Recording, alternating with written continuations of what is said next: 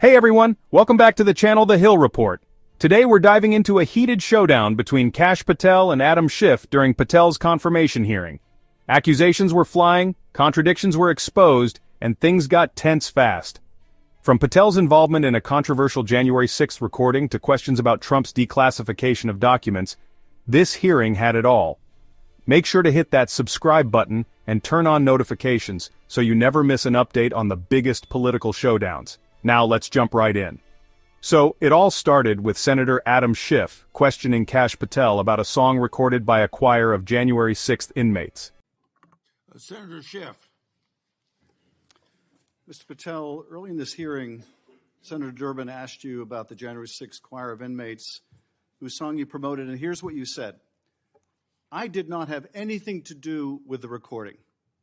I did not have anything to do with the recording. Do you stand by that testimony, Mr. Patel? Senator, what I said was I didn't do the recording.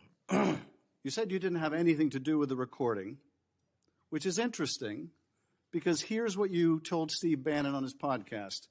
So what we thought would be cool is if we captured that audio and then, of course, had the greatest president, President Donald J. Trump, recite the Pledge of Allegiance, then we went to a studio and recorded it, mastered it, digitized it, and put it out as a song now releasing exclusively on the War Room. We. If you had nothing to do with it, Mr. Patel, why did you tell Steve Bannon and all his listeners that you did? That's why it says we, as you highlighted. Yeah, and you're part of the we, right? When you say we, that includes you, doesn't it, Mr. Patel? Not in every instance. Well, that's new. So when you said we, you didn't really mean you. Is that your testimony? Not unless you have a new definition for the word we. Oh, okay. I always thought we included the person who pronounced the word, but maybe not. Well, you also said this, Mr. Patel. We were able to capture the recording thanks to their courageous singing, and we were able to take it to a studio. So let me ask you, Mr. Patel, after saying we took it to a studio, did you take it to a studio? Me personally, no. After you said that we digitized and recorded it and all that, did you take it to a studio and digitize and record it? Me personally, no. Okay, so you were lying to Steve Bannon and his audience. Is that what you're saying? No, I was using the proverbial we appropriately, as you've identified. The royal we. Oh, I see. And so you certainly promoted the hell out of it, though, didn't you? I don't know what that means, but I promoted the heck out of raising money for families in need.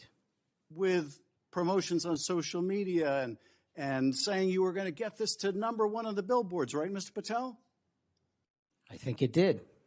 Yes, it did. Yes, it did. Isn't that great? People who violently attack police have a #1 song thanks to you, Mr. Patel.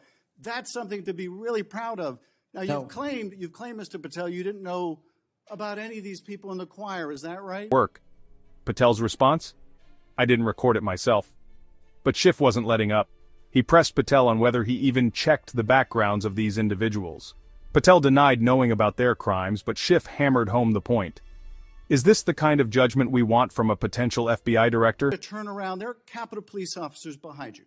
They're guarding us. Take a look at them right now. Turn around. I'm looking at you. You're talking to me. No, look at them. I want you to look at them if you can, if you have the courage to look them in the eye, Mr. Patel, and tell them you're proud of what you did.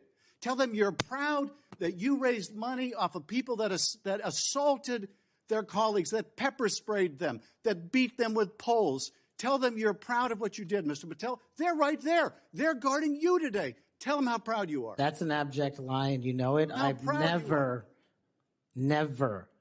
ever accepted violence against law enforcement. I've worked with these men and women, as you know, you my entire life, it in song, and I did not make a single dime out of it. In song.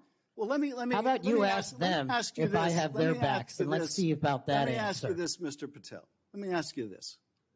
If an FBI director promoted a song of people who sprayed pepper spray in the face of an FBI agent, would you say they were fit to be director? Mr. Schiff? Yes or no? Would they be fit to be director? I am fit to be the director of the FBI. All the documents at Mar-a-Lago. Did you claim that? In what proceeding? To the public, ever. Did you tell anyone that Donald Trump declassified all the documents at Mar-a-Lago? From publicly available information, President Trump issued a declassification order on a variety of materials. No, I'm just asking you, did you tell the public, did you tell anyone, did you make the claim that Donald Trump had declassified those hundreds of classified documents that were at Mar-a-Lago? Did you make that claim publicly? From my best of my recollection, I said President Trump issued a declassification order to a large number of documents. Yeah, and were you present when he declassified all the Mar-a-Lago documents? Senator, I'm not saying he declassified all the Mar-a-Lago documents. I said President Trump declassified a large number of documents, and I would hope this committee and the rest of Congress would want to get those documents to the American people. Mr. Patel, before a president or anyone declassified documents, wouldn't you want to know whether making the public would cause sources to be killed? Wouldn't you want to know that before you just declare they're all declassified? Wouldn't that be the responsible thing for a president to do? It was the responsible thing for us to do. That's why we declassified the Nunes memo. And did Donald Trump declassify? And no one died. And did Donald Trump ever ask any of the agencies who produced those documents whether declassifying them would put people's lives at risk? Did he ever do that, to your knowledge, Kash Patel? I don't know that he didn't. Do you? No, that's the problem, isn't it? That's the problem, isn't it? So let me just ask, Mr. Chairman, if you would, Mr. Patel has said he has no problem. He would support the release of his grand jury testimony in that case.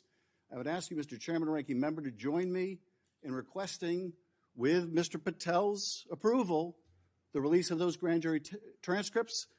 And I would also ask Mr. Patel whether you support the release of Volume 2 as it pertains to you of the special counsel's report. Any reference to you in the report, to your truthfulness, will you support the release to this committee of those sections of Volume 2 of special counsel's report? I support following the law and providing whatever information the law requires. Well, you said— If you're enjoying this breakdown, make sure to smash that like button. It really helps the channel. But that wasn't all. Schiff switched gears to another controversy, the declassification of Trump's documents at Mar-a-Lago. He asked Patel if he publicly claimed that Trump declassified everything. Patel admitted that Trump did issue a declassification order, but he wasn't sure if it applied to all the documents found at Mar-a-Lago. Schiff saw this as a major problem, questioning whether Trump even considered the national security risks before making sensitive information public. This was an explosive hearing, and it raises some serious questions about Patel's potential future in law enforcement. If you want to stay on top of political drama like this, hit that subscribe button and turn on notifications. Thanks for watching, and I'll see you in the next one.